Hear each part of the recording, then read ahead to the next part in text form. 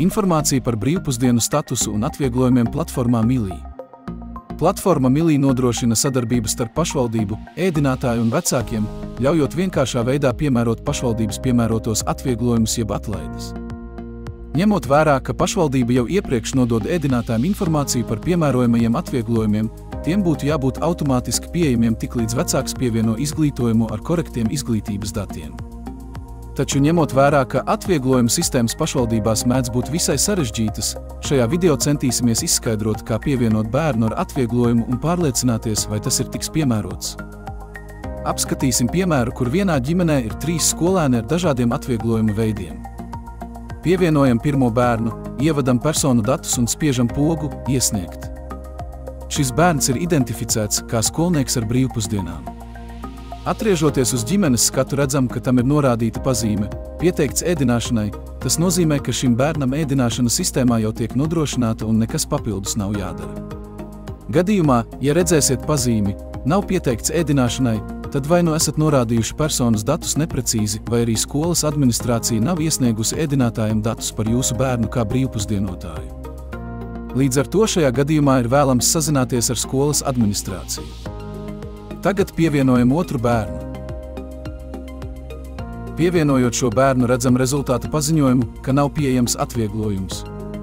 Tātad šim bērnam mūsu piemērā nepienākas atvieglojums. Un mēs arī redzam, ka šis bērns nav pieteikts ēdināšanai. Turpinām pievienot trešo bērnu. Šim bērnam ir atrasts atvieglojums. Tāpat kā iepriekšējiem, arī šis bērns vēl nav pieteikts ēdināšanai. Tagad dosimies pieteikt pēdējos 2 bērnus ēdināšanai. Spiežam uz sadaļas pakalpojumi vai arī uz jebkura bērna apakšpogas pieejama ēdināšana. Par cik visi bērni iet vienā skolā, tad mēs redzam vienu pakalpojumu, kurš pieejams visiem 3 bērniem. Spiežam uz to. Pakalpojumu skatā mēs redzam visus 3 bērnus un par cik visiem 3 ir dažāda faktiskā pakalpojuma cena, tad izmantojot augšpusē redzamo pogu, mēs varam pārslēgties starp bērniem un aplūkot katram pieejamo cenu un atvieglojumu. Papildus informāciju par atvieglojumu piešķiršanas vai noņemšanas vēsturi var apskatīt, nospiežot uz bultiņu pie bērna vārda. Šeit jūs redzēsiet būtiskāko pakalpojumu informāciju par katra bērna notikumiem attiecībā uz šo pakalpojumu, taiskaitā atvieglojumiem un līgumiem. Kā redzams piemērā, bērnam ar vārdu Eva ir pieejams atvieglojums 60% apmērā, tātad 1 eiro vietā ir jāmaksā 40 centi.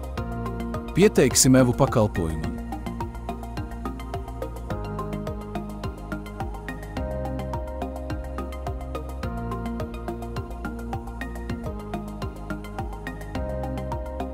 Gatavs, Eva ir pieteikta. Tagad pieteiksim Anitu, kurai atvieglojums nav pieejams, tādēļ piemērotā cena būs 1 eiro.